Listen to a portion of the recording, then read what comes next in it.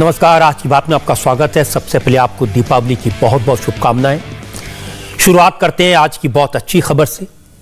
दीपावली की पूर्व संध्या पर प्रधानमंत्री नरेंद्र मोदी ने देश के लोगों को दिवाली का गिफ्ट दिया है। कल से डीजल और पेट्रोल सस्ता हो जाएगा। पेट्रोल कल से 5 रुपए और डीजल 10 रुपए प्रति लीटर सस्ता होगा। प्रधानमंत्री नरेंद्र मोदी ने पेट्रोल डीजल पर एक्साइज ड्यूटी में जबरदस्त कटौती की है। इसके साथ ही केंद्र सरकार ने राज्य सरकारों से अपील की है कि वो भी पेट्रोल और डीजल पर वैट कम करें, जिससे जनता को और राहत मिल सके। मैं आपको बता दूं कि विरोधी दलों के नेता, खासकर राहुल गांधी, पेट्रोल डीजल की कीमतों को लेकर रोज केंद्र सरकार पर निशाना साधते थे। लेकिन राजस्थान में जहां कांग्रेस की सरकार है, वहां पेट्रोल पर वैट करीब 36% है। दिल्ली में पेट्रोल पर वैट 30% है, 30%। मुंबई में पेट्रोल पर वैट 26% है और इसके साथ साथ 10 रुपए 12 पैसे का एडिशनल टैक्स भी है। कोलकाता में पेट्रोल पर 25% वैट है, हैदराबाद में 35% वैट लगता है और यह यहां डीजल पर है। मैं आपको बता दूं कि गुजरात में डीजल पर 20% वैट लगता है। लेकिन दूसरे राज्यों में जहां विरोधी दलों की सरकारें हैं, वहां वैट की दर ज्यादा है। अगर राज्य सरकारें वैट कम करेंगी तो पेट्रोल डीजल और सस्ता होगा। केंद्र सरकार ने तो एक्साइज ड्यूटी करके अपनी तरफ से पहल कर दी है, अब बारी है राज्य सरकारों की। नरेंद्र मोदी के फैसले की खबर मिलते ही पेट्रोल पंप पर तेल भराने आए लोग खुश हो गए। ज्यादातर लोगों ने कहा कि दिवाली से पहले यह फैसला राहत देने वाला है। इससे बेहतर दीपावली का उपहार और नहीं हो सकता। मैं तो इसको एक बहुत वेलकम स्टेप मानती हूँ गवर्नमेंट की तरफ से, and I think so it's a gift for the ladies specially, क्योंकि जब पेट्रोल और डीजल के दाम कम होते हैं तो इन्फ्लेशन रेट कम होता है सब्जियों के और ग्रोसरी सबके इन जनरल। क्योंकि आजकल जब भी हम कोई चीज़ महंगाई की तरफ बढ़ते हैं तो ये पता चलता है कि पेट्रोल और डीजल के रेट बढ़ रहे हैं, इसीलिए ट्रांसपोर्टेशन कॉस्ट बढ़ रही है और हर चीज़ के दाम बढ़ रहे हैं, सब्जियों के, फलों के, सब चीज़ के। तो इसका इम्पैक्ट ज़रूर दिखेगा कि अगर प्राइसेस कम हो जाएंगे तो ये एक दिवाली के मौके पर हम सबके लिए बहुत ही खुशी की बात है। So we thank Modi ji. Sir, आम आदमी के लिए तो इससे अच्छा दिवाली का तोहफा कुछ हो ही नहीं सकता। This is a gift to me और टू द दिल्ली पीपल। तो बहुत अच्छी बात है, बहुत राहत मिलेगी। पर एक थोड़ा सा और नीचे आ जाएगा तो ये बोनस हो जाएगा दिवाली का। मैं इसको एक नया तोहफा मानता हूँ सरकार का, और इस सरकार ने इतने तोहफे दिए हैं कि जो पहले कभी किसी सरकार ने नहीं दिए। और सरकार, शायद ये सरकार ही पहली आई है जो जनता के बारे में सोचती है, और इसने ये आज और नया तोहफा दिया है तो बहुत अच्छी बात है, तो बहुत खुशी है। प्रधानमंत्री नरेंद्र मोदी रोम में G20 समिट और ग्लासगो में यूएन क्लाइमेट चेंज कॉन्फ्रेंस को अटेंड करने के बाद आज सुबह ही वापस लौटे हैं। बहुत बिजी शेड्यूल था, बड़े बड़े वर्ल्ड लीडर से मुलाकात हुई थी, लेकिन वापस आते ही वो काम पर लग गए और लौटते ही कुछ ही घंटों में बड़ा फैसला किया। पेट्रोल डीजल सस्ता कर दिया, वो भी दिवाली के मौके पर। इससे इकोनॉमी को बूस्ट मिलेगा, कंजम्पशन बढ़ेगा, महंगाई कम होगी, मिडिल क्लास को राहत मिलेगी और ओवरऑल इकोनॉमिक एक्टिविटी को बढ़ावा मिलेगा। डीजल के दाम कम होने से किसानों को फायदा मिलेगा। मोदी सरकार का यह फैसला काबिल तारीफ है। अब लोग खुश होकर उत्साह से दीपावली मना सकेंगे। दीपों का पर्व कल पूरे देश में बड़े धूमधाम से मनाया जाएगा। हर शहर में तैयारियां हो रही हैं, लेकिन अयोध्या में दीपोत्सव शुरू हो चुका है। अयोध्या नगरी हजारों साल पुरानी परंपरा के मुताबिक प्रभु राम के स्वागत के लिए तैयार है। ये तस्वीरें गवाह हैं कि राम की नगरी रोशनी से कैसे जगमगा रही है। अद्भुत नजारा है। 12 लाख दिए जलाए जाएंगे, ऐसा पहले कभी नहीं हुआ। इस बार अब सभी उपयुक्त है। रामलला के भव्य मंदिर की नींव का काम पूरा हो चुका है, इसलिए उत्साह भी बहुत है। इस वक्त अयोध्या में भक्त है और भक्ति है, साधु संत हैं और आस्था का सैलाब है। इसके साथ साथ नेता भी है और सियासत भी। आज योगी आदित्यनाथ दोपहर से अयोध्या में है। योगी ने अयोध्या में जो कुछ कहा उससे साफ हो गया कि यूपी के आने वाले असेंबली इलेक्शन में बीजेपी हर मंच से जय श्री राम का उद्घोष करेगी।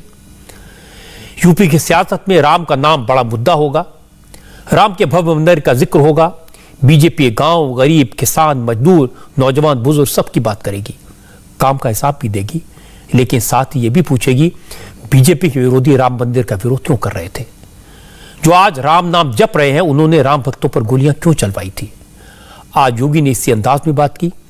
अयोध्या में राम मंदिर के मुद्दे पर बेबाकी से विरोधी दलों को ललकारा।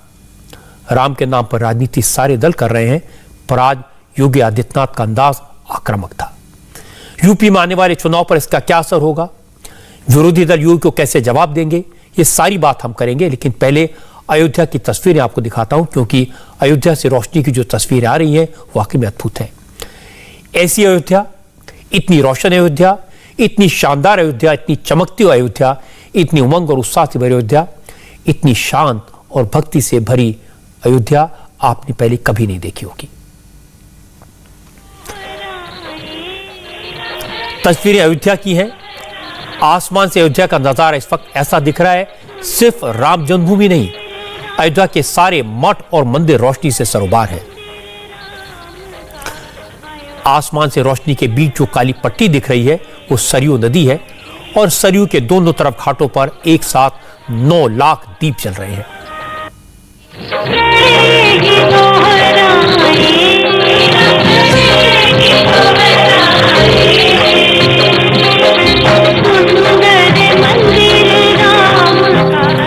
लाख दिए पूरे अयोध्या को रोशन कर रहे हैं। अयोध्या को कोई ऐसा चौक चौराहा गली मोहल्ला नहीं है जहां अंधेरा दिखाई दे।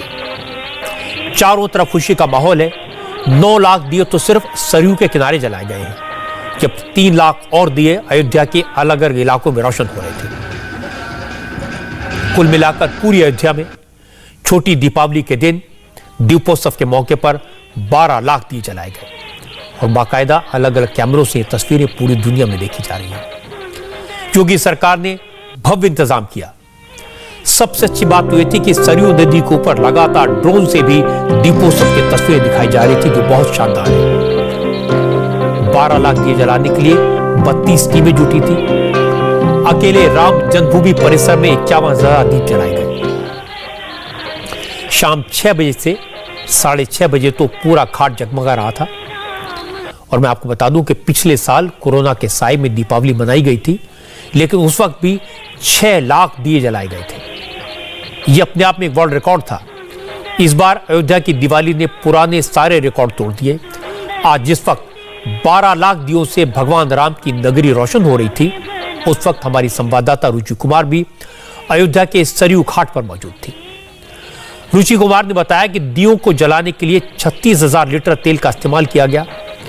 यूपी सरकार ने वोकल फॉर लोकल थीम को फॉलो किया और उन सभी लोगों को इस काम से जोड़ा, उन्हें दीप बनाने का काम दिया जो पहले छोटे छोटे लेवल पर काम करते थे। अयोध्या में सरयू के किनारे ये राम की पैड़ी है और यहाँ आज 9 लाख दिए जला के वर्ल्ड रिकॉर्ड बनाया जा रहा है। सारे जितने घाट हैं सब में दिए जलाने का काम शुरू हो गया है और हर घाट में इस तरह से दिए सजाए गए हैं कि एक लाइन में 14 ऐसे और 14 ऐसे, यानी एक जो आपको ब्लॉक दिखाई दे रहा है इसमें 196 दिए हैं और ये एक घाट है। ये जो पूरे सारे घाट हैं जहां दिए जगमगाते हुए दिख रहे हैं, ये 20 मिनट में पूरे दिए जल जाने हैं। उसके बाद ये दिए 5 मिनट तक जलने चाहिए, उसके बाद ये वर्ल्ड रिकॉर्ड बनेगा। जो Guinness book of world record के लोग हैं वो यहाँ आए हैं, उन्होंने एक एक घाट में गिनती की है। तो अयोध्या पूरी ये राम की पैड़ी ये दियों से जगमगा रही है इस समय। ऐसा कहा जाता है कि जब त्रेता युग में भगवान राम 14 साल का वनवास काट के और रावण का वध करके अयोध्या लौटे थे, तो अयोध्या कुछ इसी तरह से सजी हुई थी। योगी आदित्यनाथ के मुख्यमंत्री बनने के बाद उत्तर प्रदेश में काफी कुछ बदला है। सिर्फ अयोध्या, मथुरा या काशी का कायाकल्प नहीं हुआ। प्रयागराज, चित्रकूट, विंध्याचल, गोरखपुर समेत कई जिलों को कम से कम 500 मंदिरों का जीर्णोद्धार होने के लिए जाना जा रहा है। इन शहरों का विकास हुआ है। योगी आदित्यनाथ ने रामायण सर्किट, कृष्ण सर्किट और बौद्ध सर्किट के तहत पौराणिक शहरों को टूरिस्ट स्पॉट के तौर पर डेवलप करने की पहल की। इसीलिए आज योगी आदित्यनाथ ने कहा कि भव्य दिवाली का आयोजन, ऐसा दीपोत्सव यूपी के हर शहर में मनाया गया। लेकिन रामलला की जन्मभूमि अयोध्या की तो बात ही निराली है। दीपोत्सव के साथ लेजर लाइट शो हुआ। ऐसा लगा जैसे पूरी अयोध्या नगरी सरयू के पानी में उतर आई। इस थीम पर रामायण का मंचन भी हुआ। लेजर शो के जरिए भगवान राम का जीवन काल दिखाया गया और यह सब कुछ 3D होलोग्राफिक प्रोजेक्शन मैपिंग के जरिए किया गया। जब 2017 में यूपी में बीजेपी की सरकार बनी थी, योगी आदित्यनाथ मुख्यमंत्री बने थे, उसके बाद से अयोध्या में भव्य दीपावली मनाई जा रही है। योगी ने अयोध्या की तस्वीर पूरी तरह बदल दी है। अब अयोध्या में न तो गंदगी दिखाई देती है, न सड़कें टूटी फूटी हैं। सड़कें चमचमा रही हैं, अयोध्या साफ सुथरी है। अयोध्या के पुराने मंदिरों और पुरानी बिल्डिंग्स का रंग रूप बदल चुका है। सरयू का तो कायाकल्प हो गया है। योगी ने अयोध्या के पुराने वैभव को लौटाने का वादा किया था। आज योगी ने कहा उन्होंने अपना वादा पूरा किया। हर साल पूरी कैबिनेट के साथ अयोध्या में दीपावली मनाने आते हैं। यह सिलसिला अब कभी नहीं टूटेगा। अयोध्या से राम राज्य की शुरुआत हुई थी। योगी ने कहा अब राम राज्य फिर लौटेगा। यानी अपने आप में एक उत्सव, और ये केवल यहीं पर नहीं, आज लखनऊ में भी, आगरा में भी, काशी में भी, प्रयाग में भी, चित्रकूट में भी, गोरखपुर में भी, नैमिषारण्य में भी, हर एक जगह, हर एक मंदिर में इस उत्सव को जोड़ करके जिस भव्यता के साथ आगे बढ़ाने का कार्य हुआ है, आज उसका परिणाम है कि आपकी भावनाओं ने किस तेजी के साथ देश की तस्वीर को बदला है, कि आपकी भावनाएं सफल हुई, प्रभु तक आपकी आवाज पहुंची और अयोध्या में मर्यादा पुरुषोत्तम भगवान श्री राम की भव्य मंदिर के निर्माण कार्य का शुभारंभ भी आदरणीय प्रधानमंत्री जी के कर कमलों से 5 अगस्त 2020 को प्रारंभ हो चुका है। ये अपने आप में राम राज्य की उस परिकल्पना को साकार करता है जिसको लेकर के हम वर्षों से तमन्ना कर रहे थे, और इसीलिए अंतःकरण से हम जुड़े हुए हैं अयोध्या में प्रभु राम के 14 वर्ष के वनवास के आगमन के साथ। और मैं और हमारा पूरा कैबिनेट उस अवसर पर अयोध्या में रहता है, और आज भी हम अभिभूत हैं कि हमें 5वीं बार भी अयोध्या के अंदर भगवान राम की अगुवाई करने, उनके राज्याभिषेक करने का सौभाग्य अयोध्या वासियों ने भी दिया, आप सब ने दिया। उत्साह से भरे योगी ने राम मंदिर की बात की। योगी ने बार बार कहा कि राम मंदिर का निर्माण बीजेपी ही कर सकती थी। प्रधानमंत्री नरेंद्र मोदी के नेतृत्व में ही यह बड़ा काम हो सकता था, और वही हुआ। योगी ने कहा कि अयोध्या भारतीय परंपरा और संस्कृति का प्रतीक थी। अयोध्या से ही भारतीय संस्कृति का परचम फिर लहराएगा। योगी ने कहा लोगों ने नारा दिया था, योगी जी एक काम करो, मंदिर का निर्माण करो। लोग नारा भूल गए, लेकिन बीजेपी अपने काम में लगी रही। नतीजा सबके सामने है। प्रभु राम की कृपा से मंदिर बन रहा है। जल्दी ही भव्य रूप में यह मंदिर दुनिया के सामने खड़ा होगा। जब मैं 2017 को पहले दीपोत्सव में हम लोग आए थे, मैं तब देख रहा था सामने नौजवान एक ही बात कहता था, एक ही नारा गूंज रहा था उस दिन। मुझे याद है 2017 में भी, 2018 में भी, 2019 में भी एक ही नारा गूंज रहा था कि योगी जी एक काम करो, मंदिर का क्या नारा था? आप अपना नारा भूल गए, लेकिन मैं आपका नारा नहीं भूला हूं। एक ही बात आपकी निकलती थी कि योगी जी एक काम करो, मंदिर का। और भाइयों बहनों, आप अपना नारा भूल गए, लेकिन हम अपना काम भूले नहीं। मैं तब भी कहता था कि मंदिर निर्माण के लिए आधारशिला तैयार की जा रही है।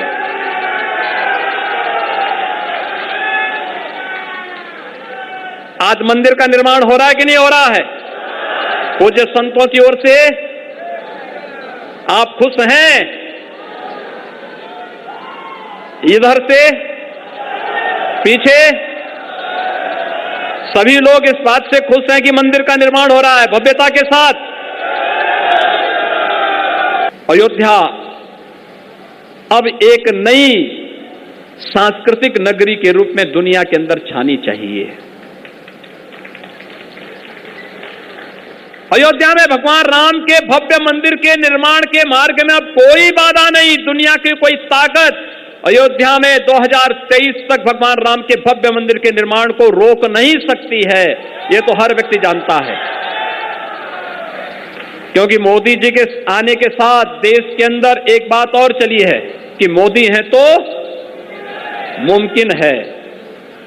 हर एक बाधा एक एक करके हटती गई, छंटती गई। आज पूरे दिन योगी आदित्यनाथ अयोध्या में रहे।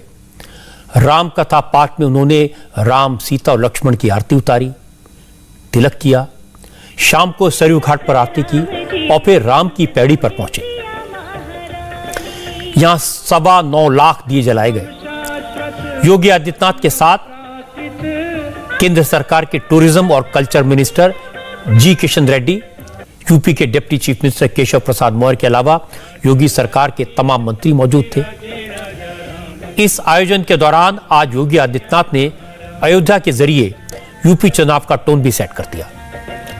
आस्था के बाद योगी ने सियासत का तड़का लगाया। योगी ने कहा, जो लोग अब राम नाम का जप कर रहे हैं, खुद को राम भक्त बता रहे हैं, ये वही लोग हैं जिन्होंने राम भक्तों पर गोलियां चलवाई थी।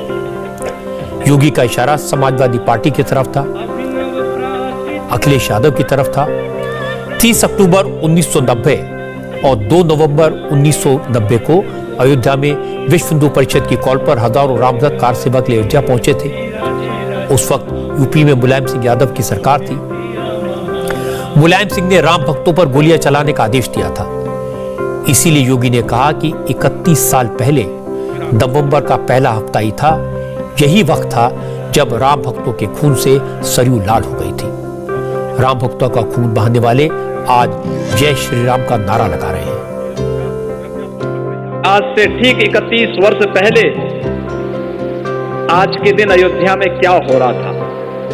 30 अक्टूबर 1990 और 2 नवंबर 1990 को इसी अयोध्या में राम भक्तों पर, राम कार सेवकों पर गोलियां चलाई गई थी। बर्बर लाठीचार्ज हो रहा था। तब जय श्री राम बोलना एक अपराध माना जाता था। तब राम मंदिर की बात बोलना अपने आप में एक अपराध होता था। लेकिन भाइयों बहनों, आपकी ताकत, लोकतंत्र की ताकत कितनी मजबूत होती है, आपने उसका एहसास कराया। और उस ताकत का एहसास है जो कल तक राम भक्तों पर आज से 31 वर्ष पहले गोलियां चला रहे थे, आज वो आपकी ताकत के सामने झुके हैं। अब लगता है कि अगर कुछ और वर्ष आप इसी प्रकार से ले चले तो अगली कार सेवा के लिए वे और उनकी पूरी खानदान लाइन पर खड़े होते हुए दिखाई देंगे। आप देखना, अगली कार सेवा जब होगी तब गोली नहीं चलेगी, तब राम भक्तों पर, कृष्ण भक्तों पर पुष्पों की वर्षा होगी। और यही लोकतंत्र की ताकत है। यूपी के पिछले असेंबली इलेक्शन में योगी आदित्यनाथ ने शमशान और कब्रिस्तान को बड़ा मुद्दा बनाया था। उस समय अखिलेश यादव मुख्यमंत्री थे। अखिलेश यादव की सरकार ने कब्रिस्तानों की चारदीवारी की मरम्मत का प्लान बनाया था। योगी ने इसी योजना को मुद्दा बनाया था। आज योगी ने अयोध्या में फिर वही सवाल उठाया। योगी ने कहा, लोगों को बदलाव दिखाई दे रहा है। पहले सरकार कब्रिस्तान पर पैसे खर्च करती थी, अब मंदिरों की मरम्मत और धार्मिक नगरों को सजाया संवारा जा रहा है। अब हालत यह है कि जो लोग पहले अयोध्या का नाम लेने से डरते थे, जो कहते थे अयोध्या में परिंदा भी पर नहीं मार सकता, आज वही लोग अयोध्या में आकर जय श्री राम का नारा लगा रहे हैं। उत्तर प्रदेश के अंदर वर्तमान में लगभग 500 ऐसे तीर्थ स्थल और मंदिरों के विकास को लेकर के उत्तर प्रदेश और भारत सरकार कार्य कर रही है, जिसमें से 300 से अधिक कार्य पूरे हो चुके हैं। शेष कार्य अगले 2 महीनों के अंदर पूरा होकर के उत्तर प्रदेश के अंदर परिवर्तन देखने को मिला होगा। पहले भाइयों बहनों, प्रदेश का ये पैसा कब्रिस्तान की बाउंड्री पर खर्च होता था, आज मंदिरों के पुनर्निर्माण और सुंदरीकरण पर खर्च हो रहा है। यही अंतर है सोच पर। जिनको कब्रिस्तान प्यारा था वो पैसा, जनता का पैसा वहां लगाते थे। जिन्हें धर्म और संस्कृति प्यारी है वो धर्म और संस्कृति के उत्थान के लिए, उन्नयन के लिए उस पैसे का उपयोग कर रहे हैं। और राम की मर्यादा सबको जोड़ने की है। हमने तो सबको जोड़ने की बात कही है, लेकिन याद रखना, छद्मवेश में जो लोग आएंगे, पहले क्या बोलते थे, परिंदा भी पर नहीं मार सकता। 31 वर्ष पहले जो हुआ था वो मंजर कोई अयोध्यावासी और कोई राम भक्त कभी नहीं विस्मृत कर सकता। लेकिन भाइयों बहनों, आपके धैर्य ने, राम की मर्यादा ने आपको विजयी दिलाई। और इसके बाद योगी ने एक बहुत बड़ा ऐलान किया। योगी आदित्यनाथ ने यह बताने की कोशिश की कि सरकार सिर्फ धर्म कर्म के इंतकाम पर नहीं लगी, सिर्फ संस्कृति पर फोकस नहीं है, सरकार गरीबों के भले के लिए काम कर रही है, गरीबों के लिए छत और 2 वक्त की रोटी का इंतजाम कर रही है। योगी ने तमाम फिगर्स गिनवाए। मसलन केंद्र सरकार की मदद से यूपी के 43 लाख परिवारों को घर बनाकर दिया जा चुका है। 9 लाख परिवारों ने तो गृह प्रवेश कर लिया है। इससे अयोध्या में आज हर परिवार की तरफ से एक दिया जलाया गया। योगी ने कहा कि यूपी सरकार 15 करोड़ लोगों को मुफ्त राशन दे रही है। अब सरकार होली तक राशन के साथ साथ दाल, सरसों का तेल और नमक भी मुफ्त देगी। मोदी जी ने सुरक्षा कवच के रूप में हर एक व्यक्ति को वैक्सीन दिया है और 2020 में 7 महीना और 2021 में 8 महीने तक हर गरीब को फ्री में राशन दिया। 15 करोड़ लोग उत्तर प्रदेश में फ्री में राशन पाए हैं। और भाइयों बहनों, आज जब भगवान राम का राज्याभिषेक हो रहा है तो हम भी क्यों लोगों को खाली होने दें? क्यों?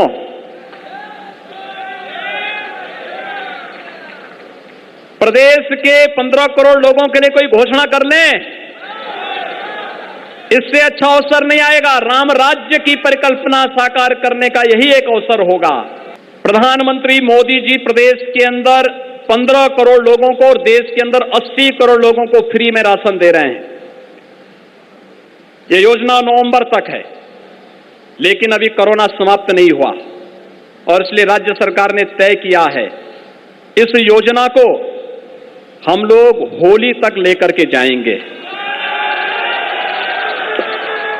और होली तक लेकर के जाएंगे। इस योजना के अंतर्गत हमने कुछ और चीजें इसके साथ जोड़ी हैं। उन्हें हम 35 किलो राशन दिसंबर, जनवरी, फरवरी और मार्च में फ्री में देंगे हर अंत्योदय कार्ड धारक को। लेकिन साथ साथ राशन में चावल और गेहूं ही नहीं मिलेगा, अब उसमें दाल भी देंगे, तेल भी देंगे और नमक भी देंगे। गरीबों का पेट भरने के लिए उन्हें मुफ्त राशन दिया जाए, दाल और तेल साथ में दिया जाए, नमक दिया जाए, ये बहुत राहत की बात है। क्योंकि कोरोना के काल में लोगों ने बहुत कुछ खोया है। बहुत सारे लोगों के पास में 2 वक्त की रोटी का जुगाड़ नहीं है। ऐसे लोगों के लिए ये अच्छी खबर है और दिवाली के मौके पर ऐसी खबर आना और भी बड़ी बात है। आखिर में योगी ने वो बात कही जो वाकई में राम राज्य के लिए जरूरी है। योगी ने कहा कि मर्यादा पुरुषोत्तम प्रभु राम ने समरसता का संदेश दिया, सामाजिक एकता और भाईचारे का संदेश दिया। श्री राम का यह संदेश सबको जीवन में उतारना चाहिए। योगी ने पार्टी के नेताओं, कार्यकर्ताओं, सरकारी अफसरों और कर्मचारियों सबसे अपील की कि वो कल दीपावली के मौके पर दीपक और मिठाई लेकर हर गरीब के घर में जाए। किसी के घर में अंधेरा न रहे, कोई भूखा न रहे। अयोध्या को दुनिया की सबसे अच्छी आध्यात्मिक और धार्मिक नगरी के साथ साथ तकनीक और विकास की, भौतिक विकास की नई बुलंदियों तक पहुंचाने की दिशा से आज उत्तर प्रदेश सरकार आप सबके सामने आई है, आपके पास आई है। याद रखना, प्रभु राम की मर्यादा को और प्रभु राम के द्वारा सामाजिक एकता, समरसता का जो संदेश हम सबको दिया गया है, उसको सदैव अपने जीवन का हिस्सा में बनाना होगा। समाज को बांटने वाले तत्वों के साथ नहीं, बल्कि राष्ट्रीय एकता और अखंडता की गारंटी वाली व्यवस्था के साथ जुड़ करके प्रधानमंत्री मोदी जी के यशस्वी नेतृत्व में भारत को दुनिया की सुपर पावर बनाने के लिए हम सबको प्राण प्रण से जुड़ करके अयोध्या धाम से संकल्प के साथ आगे बढ़ना होगा। और इस अवसर पर मैं आप सबसे आग्रह करूंगा, कल दीपावली का मुख्य महोत्सव है और भाइयों बहनों, दीपावली के इस मुख्य महोत्सव के साथ हम लोगों को याद रखना होगा कि कल उत्तर प्रदेश के अंदर कोई ऐसा वंचित, कोई ऐसा दलित, कोई ऐसा व्यक्ति न रहे जिसके घर में दीपावली का दीप और दीपावली की मिठाई न पहुंचे। एक एक परिवार में जाकर के दीपावली के उत्सव को और अच्छे ढंग से आगे बढ़ाएंगे। सभी लोग तैयार हैं? सभी घरों में दीप जलाएंगे। देश के संकल्प के साथ प्रधानमंत्री मोदी जी के साथ आगे बढ़ेंगे। जय जय श्री राम, जय जय श्री राम, जय जय श्री राम। अयोध्या के कायाकल्प के कारण, राम मंदिर के निर्माण के कारण उत्तर प्रदेश की राजनीति में एक बड़ा बदलाव तो आया है। पहले जब बीजेपी राम मंदिर की बात करती थी, समाजवादी पार्टी और बीएसपी राम मंदिर का विरोध करते थे। कांग्रेस भी राम मंदिर के सवाल पर खुलकर स्टैंड नहीं लेती थी। सबको डर लगता था कहीं मुसलमान नाराज ना हो जाएं। ये सारी पार्टियां बीजेपी का मजाक उड़ाते हुए कहती थी मंदिर वहीं बनाएंगे लेकिन तारीख नहीं बताएंगे। सारे दल बीजेपी के बारे में कहते थे इनका इरादा मंदिर बनाने का है ही नहीं, ये तो मंदिर के इशू को गरमाकर सिर्फ वोट मांगना चाहते हैं। लेकिन नरेंद्र मोदी ने इस परिस्थिति को बदल दिया। राम मंदिर के निर्माण का काम शुरू किया और तारीख भी तय हो गई। जो दल पहले मुस्लिम वोटों पर फोकस करते थे, मुसलमानों को खुश करने के लिए बार बार बाबरी मस्जिद की शहादत का जिक्र करते थे, जो पार्टियां इफ्तार तो ऑर्गेनाइज करती थी लेकिन राम का नाम लेने से डरती थी, वो सब आजकल अपने आप को राम भक्त बताने लगी हैं। अयोध्या भी जाते हैं, राम मंदिर को और भव्य बनाने की बात करते हैं। आम आदमी पार्टी ने तो राम जन्मभूमि में बनने वाले मंदिर का रेप्लिका दिल्ली में तैयार किया, वहीं दीपावली पूजन होगा। बीएसपी का दावा है कि उनकी सरकार बनी तो राम मंदिर को और जल्दी बनवाएंगे। अखिलेश यादव का दावा है कि असली राम भक्त वही हैं। आज चूंकि योगी आदित्यनाथ ने पुरानी बातों को याद दिलाने की कोशिश की और इन सारे नेताओं को आईना दिखाने की कोशिश की, और यह सही है कि आने वाले यूपी के चुनाव में जनता पर इन बातों का असर जरूर होगा। योगी ने आज अयोध्या में दीपोत्सव की शुरुआत की, तो कल प्रधानमंत्री नरेंद्र मोदी सरहद पर दिवाली मनाएंगे। मोदी हर साल की तरह जवानों के साथ दीपावली सेलिब्रेट करेंगे। कल प्रधानमंत्री नरेंद्र मोदी जम्मू कश्मीर के राजौरी में होंगे। वो नौशेरा सेक्टर जाएंगे, वहां फॉरवर्ड एरियाज को विजिट करेंगे, लाइन ऑफ कंट्रोल पर तैनात जवानों से मिलेंगे, भारत पाकिस्तान की सीमा पर तैनात जवानों के साथ दीपावली मनाएंगे। नरेंद्र मोदी के विजिट से पहले chief of army staff general MN Naravane भी जम्मू कश्मीर पहुंच चुके हैं। मैं आपको फिर से बता दूं कि नरेंद्र मोदी पिछले 7 साल से लगातार बॉर्डर पर जाकर ही दिवाली मनाते हैं। 2014 में सियाचिन से यह सिलसिला शुरू हुआ था। अगले साल नरेंद्र मोदी अमृतसर में आर्मी हेडक्वार्टर गए थे। 2016 में हिमाचल प्रदेश में चाइनीज बॉर्डर के पास आईटीबीपी के जवानों से मिले थे। फिर गुरेज, हर्षिल बेस, राजौरी और जैसलमेर में भी वो जवानों से मुलाकात कर चुके हैं। 2018 में नरेंद्र मोदी जब दीपावली के मौके पर उत्तराखंड में हर्षिल बेस कैंप गए थे तो उस वक्त वो केदारनाथ मंदिर भी गए थे, भगवान शिव के दर्शन किए थे और फिर केदार घाटी में एक गुफा में ध्यान लगाया था। उस तक मोदी ने तय किया था कि केदार घाटी में आदि शंकराचार्य की समाधि स्थल का पुनर्निर्माण करेंगे। यह ऐलान भी किया था और अब मोदी का यह संकल्प पूरा हो रहा है। उनका सपना साकार ले चुका है। सरहद पर दिवाली मनाने के बाद यानी दिवाली का अगले दिन 5 नवंबर को प्रधानमंत्री नरेंद्र मोदी एक बार फिर केदारनाथ जाएंगे और वहां पर आदि शंकराचार्य के समाधि स्थल का अनावरण करेंगे। शंकराचार्य की प्रतिमा का लोकार्पण भी करेंगे। आदि शंकराचार्य की 12 फीट ऊंची प्रतिमा केदार घाटी में लगेगी। इस मूर्ति को चिनूक हेलीकॉप्टर के जरिए केदारनाथ तक पहुंचाया गया है। 2013 में जब भयंकर बाढ़ आई थी, पूरा केदारनाथ तबाह हो गया था। आदि शंकराचार्य की समाधि भी तहस नहस हो गई थी। उसके बाद 2014 में मोदी ने केदारनाथ के पुनर्निर्माण के जो काम शुरू किए थे, उनमें ज्यादातर अब पूरे हो चुके हैं। जो बचे हैं उनका उद्घाटन मोदी 5 नवंबर को करेंगे। इस मौके पर केदारनाथ समेत देश के सभी 12 ज्योतिर्लिंगों और शक्तिपीठों पर भव्य कार्यक्रमों का आयोजन किया जाएगा। खासकर आदि शंकराचार्य के जन्म स्थान केरल के केलाड़ी में भी कल्चर मिनिस्ट्री की तरफ से एक शानदार समारोह का आयोजन किया जाएगा। लेकिन जहां तक केदार घाटी की बात है, तो मोदी के दौरे से पहले यह पूरी तरह सज चुकी है। आज केदारनाथ मंदिर की अनूठी तस्वीरें देखने को मिली। पूरे मंदिर को 8 क्विंटल फूलों से सजाया गया है। It's my privilege and honor that I got the opportunity to sculpt Adi Shankaracharya stone sculpture of Kedarnath. It's a long process. The process started in the year 2020 August. I was selected to make this sculpture by JSW, and I made a model of 25 inches stone sculpture to the Prime Minister of India. It was presented on September 2020. There was supposed to be a 4 to 5 models which was brought from all over India by the different artisans. I think my model was selected and I got the message on September. It was one of the happiest moments of my career and my life. It was selected and I was informed to make a 12 feet Adi Shankaracharya stone sculpture. There I started doing research regarding about the Adi Shankaracharya, basically from south. I gathered information regarding that. We have a 1 degree photo of Adi Shankaracharya, which is very popular all over. So I don't want to change that posture and gesture. We kept it same. प्रधानमंत्री के दौरे से केदार घाटी के लोगों के साथ साथ श्रद्धालुओं की भी उम्मीदें बढ़ी हैं। कुछ लोगों का कहना है कि केदार घाटी का विकास तो हुआ है, लेकिन अभी और काम बाकी है।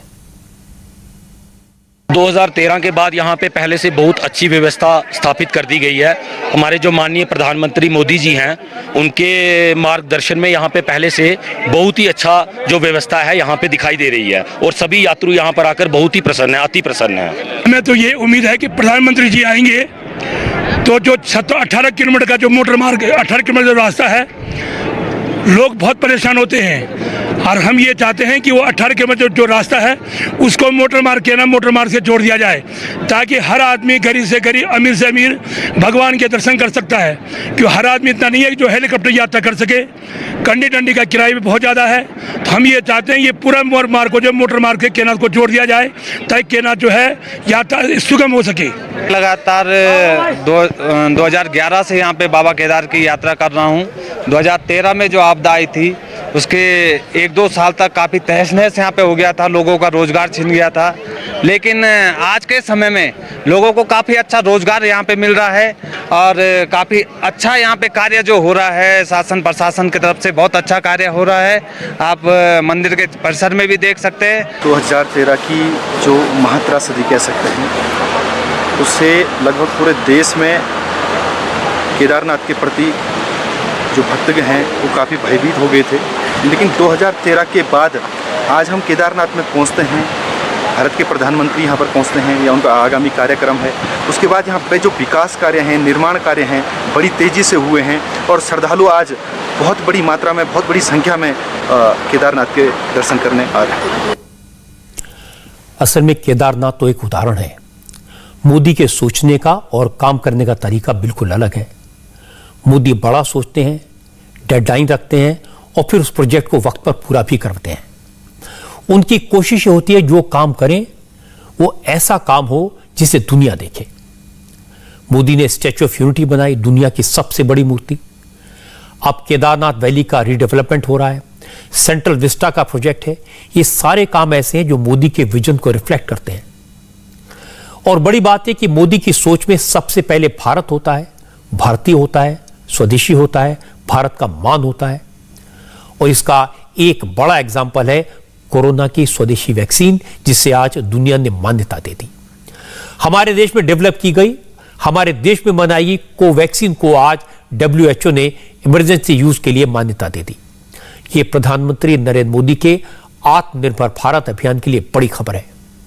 WHO यानी वर्ल्ड हेल्थ ऑर्गेनाइजेशन ने कोवैक्सीन के इमरजेंसी यूज को मंजूरी दे दी है।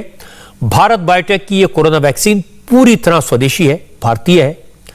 ICMR और भारत बायोटेक ने इसे विकसित किया है और आज WHO की मंजूरी से यह क्लियर हो गया कि हमारी स्वदेशी वैक्सीन दुनिया की किसी भी कोरोना वैक्सीन से कम नहीं है। कोवैक्सीन को WHO से इमरजेंसी यूज की मंजूरी मिलने से यह होगा कि अब कोवैक्सीन की डोज लेने वाले लोग दूसरे देशों में जाएंगे तो उन्हें क्वारंटीन में नहीं रहना होगा।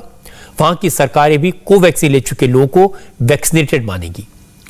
कोवैक्सीन को WHO से मंजूरी मिलना एक बड़ी उपलब्धि है और यही वजह है कि आज हेल्थ मिनिस्टर मनसुख मांडविया ने कहा इस अचीवमेंट के लिए ICMR और भारत बायोटेक के साइंटिस्ट को बधाई दी जानी चाहिए। मोदी जी का आत्मनिर्भर भारत का संकल्प आज सिद्ध हुआ है। भारत में निर्मित, भारत में संशोधित कोवैक्सीन को WHO ने आज अप्रूव किया है और इसलिए मैं आज ICMR के साइंटिस्ट, भारत बायोटेक के साइंटिस्ट और WHO को अभिनंदन देता हूं। कोवैक्सीन को WHO से मंजूरी मिल गई है, अच्छी खबर है, देश के लिए गर्व की बात है। लेकिन अब प्रधानमंत्री नरेंद्र मोदी ने एक नया लक्ष्य हाथ में लिया है। मोदी ने आज कहा कि अब घर घर जाकर वैक्सीन लगानी होगी। अब तक जिलों के लिए रणनीति बनाते थे, अब हर गांव, हर मोहल्ले पर फोकस करना होगा। प्रधानमंत्री ने आज उन 48 जिलों के अफसरों से बात की जहां वैक्सीनेशन का रेट कम है, जिनमें 50% से भी कम लोगों को वैक्सीन की पहली डोज लगी है। सरकारी अधिकारियों से मोदी ने कहा अच्छी खबर तब होगी जब हम अपने एक एक नागरिक को वैक्सीनेट कर देंगे। इसके लिए जरूरी है वैक्सीनेशन की स्पीड बढ़ाई जाए और जिन इलाकों में अफवाहों का असर है, जहां लोगों में वैक्सीन को लेकर आशंकाएं हैं, डर है, उन इलाकों में जागरूकता फैलाने के लिए धर्म गुरुओं की मदद ली जाए। वैक्सीनेशन से जुड़ा कई महीने का एक्सपीरियंस हम सबके पास है। हमने बहुत कुछ सीखा है और एक अननोन एनिमी से कैसे लड़ा जा सकता है ये हमारे छोटे छोटे आशा वर्कर ने भी सीख लिया है। अब आपके माइक्रो स्ट्रेटेजी बदलाते हुए आगे चलना है। अब हम राज्य का हिसाब, जिले का हिसाब उसको भूल जाए। हम हर गांव में भी मोहल्ला, उसमें भी वो 4 घर बाकी रह गए तो 4 घर, बारीकी की तरह हम जितना जाएंगे हम परिणाम प्राप्त करेंगे। और जहां कहीं भी जो भी कमियां हैं उसे जल्द से जल्द दूर करके ही रहना है। उनको प्रेरित करने के लिए वैक्सीनेशन अभियान को अब हर घर तक ले जाने की तैयारी है। हर घर दस्तक, इसी मंत्र के साथ हर उस घर में दस्तक दी जाएगी जहां अभी तक दोनों टीके का संपूर्ण सुरक्षा कवच नहीं मिला है। अभी तक आप सभी ने लोगों को वैक्सीनेशन सेंटर तक पहुंचाने और वहां सुरक्षित टीकाकरण के लिए प्रबंध किए। अब हर घर टीका, घर घर टीका, इस जज्बे के साथ हम सबको घर घर पहुंचना है। आपके सामने एक चुनौती अफवाह और लोगों के भ्रम की स्थिति भी है और जैसे जैसे हम आगे बढ़ेंगे शायद ये समस्याएं हमें कॉन्सेंट्रेटेड एरियाज में सामने आएगी। इसका एक बड़ा समाधान है कि लोगों को ज्यादा से ज्यादा जागरूक किया जाए। आप इसमें स्थानीय धर्मगुरुओं को भी जोड़े, उनकी मदद ले, उनके छोटे छोटे वीडियो बनाए 2-2, 3-3 मिनट के और उनके वीडियो पॉपुलर करें। हर घर में उनके धर्मगुरुओं के वीडियो पहुंचे, धर्मगुरु उनको समझाएं। इसके लिए आप प्रयास किए। अभी 2 दिन पहले ही मैं वेटिकन में था, पोप फ्रांसिस से मेरी बहुत अच्छी मुलाकात हुई। वैक्सीन पर धर्मगुरुओं के संदेश को भी हमें जनता तक पहुंचाने पर विशेष जोर देना होगा। आज हम घर घर जाकर वैक्सीन लगाने की बात इसलिए कर सकते हैं क्योंकि हमारे पास पर्याप्त मात्रा में वैक्सीन है। सिर्फ लोगों को जागरूक करने की जरूरत है और ये धर्मगुरु को इन्वॉल्व करने का आइडिया अच्छा है। मुझे याद है एक वक्त ऐसा था जब वैक्सीन की कमी को लेकर बहुत शोर मच रहा था। वैक्सीन की कमी तो थी, लेकिन हमारे देश में वैक्सीन बनाने वाली कंपनियों ने कहा था कि वैक्सीन बनाना एक कॉम्प्लिकेटेड प्रोसेस है, प्रोडक्शन में वक्त लगेगा। उन्होंने कहा था कि नवंबर तक पर्याप्त मात्रा में वैक्सीन का प्रोडक्शन होने लगेगा, लेकिन कोई उनके बात पर यकीन करने को तैयार नहीं था। उस समय सरकार पर बहुत प्रेशर था, अगर अपने यहाँ प्रोडक्शन नहीं हो पा रहा तो वैक्सीन इंपोर्ट की जाए। फाइजर जैसी कंपनियां मौके का फायदा उठाकर हमारे देश के कानूनों से इम्यूनिटी चाह रही थी, लेकिन सरकार प्रेशर में नहीं आई।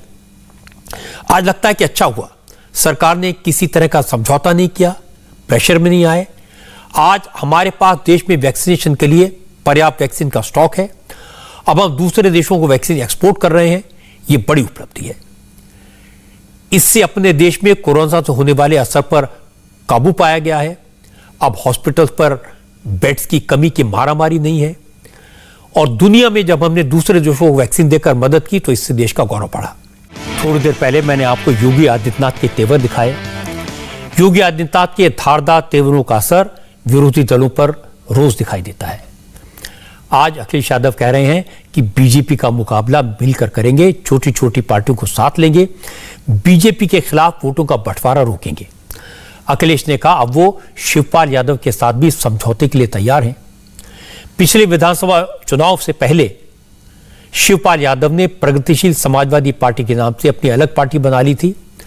अब तक अखिलेश शिवपाल यादव से दूरी बनाए हुए थे, लेकिन आज उन्होंने कहा कि चाचा को पूरा सम्मान देंगे, उनको साथ लेकर चलेंगे। समाजवादी पार्टी ने लगातार प्रयास किया है, कोशिश की है कि क्षेत्रीय दल और जो छोटे दल हैं उनको साथ लिया जाए, और उसमें कई दल समाजवादी पार्टी के साथ आए हैं। हाल में ही ओम प्रकाश राजभर जी ने एक ऐतिहासिक और बड़ा कार्यक्रम मऊ में कर करके पार्टी के साथ जुड़े हैं। समाजवादी पार्टी की कोशिश होगी कि जितने भी दल हैं, जो क्षेत्रीय दल हैं, उनको जोड़ा जाए, और स्वाभाविक है कि चाचा का भी एक दल है, उस दल को भी साथ लाने का काम करेंगे। पूरा सम्मान उनका होगा, और ज़्यादा से ज़्यादा सम्मान करने का काम समाजवादी लोग करेंगे, ये आपको मैं भरोसा दिलाता हूँ।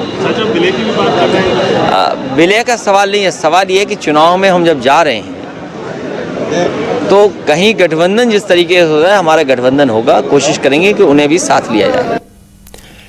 ऐसा लग रहा है कि इस बार यूपी में बीजेपी की सीधी टक्कर समाजवादी पार्टी से होगी। अखिलेश यादव लोकसभा चुनाव में बीएसपी से और असेंबली इलेक्शन में कांग्रेस से अलायंस करके देख चुके हैं, कोई फायदा नहीं हुआ। इसलिए अब अखिलेश यादव यूपी में छोटी छोटी पार्टियों पर फोकस कर रहे हैं। उन नेताओं से भी गले मिलने को तैयार हैं जिनसे अब तक उन्होंने हाथ भी कभी नहीं मिलाया था। लेकिन बीजेपी का आरोप है कि अखिलेश यादव सिर्फ छोटी पार्टियों से नहीं, चुनाव में अपराधियों की भी मदद लेने की कोशिश कर रहे हैं। उत्तर प्रदेश की राजनीति से जुड़ी एक और खबर आपको बता दूं, समाजवादी पार्टी ने, आप जानते हैं ओम प्रकाश राजभर की पार्टी सुहेलदेव भारतीय समाज पार्टी के साथ अलायंस किया है, और ओम प्रकाश राजभर ने कल बांदा की जेल में बंद माफिया डॉन मुख्तार अंसारी से मुलाकात की थी। बीजेपी ने इसे मुद्दा बना लिया है। बीजेपी का आरोप है कि अखिलेश यादव और ओम प्रकाश राजभर ने 27 अक्टूबर को मऊ में जो बड़ी रैली की थी उसका सारा खर्चा मुख्तार अंसारी ने किया था, और ओम प्रकाश राजभर ने इसी का शुक्रिया अदा करने के लिए जेल में मुख्तार अंसारी से मुलाकात की। कल बांदा जेल में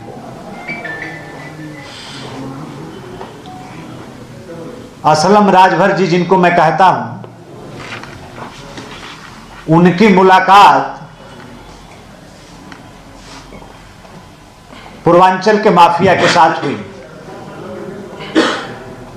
ये इस बात को प्रमाणित करती है, ये मुलाकात, जो आरोप हमने लगाए थे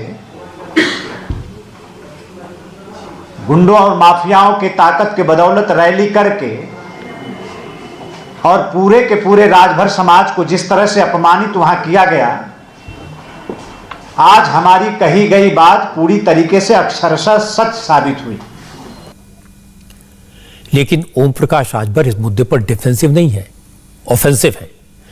ओम प्रकाश राजभर ने कहा जब वो योगी सरकार में मंत्री थे तब भी मुख्तार अंसारी से मिलते थे, मुख्तार अंसारी से उनके रिश्ते पुराने हैं, ऐसे में मुख्तार अंसारी से मिलने में उन्हें कुछ गलत नजर नहीं आता।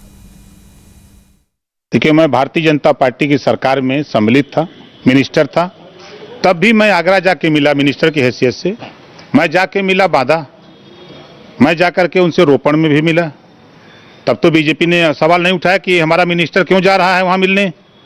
हमारा उनका संबंध है, राजनीतिक संबंध है, भाईचारे का संबंध है। 19 साल से हमारा उनका राजनीतिक संबंध है, तो हम मिलते रहते हैं उसी में। चूंकि इधर सरकार ने अंकुश लगाया था, मिलने की अनुमति नहीं दे रही थी, तो इधर सरकार ने नियम बनाया कि मुख्तार अंसारी से 2 आदमी मिल सकते हैं हफ्ते में।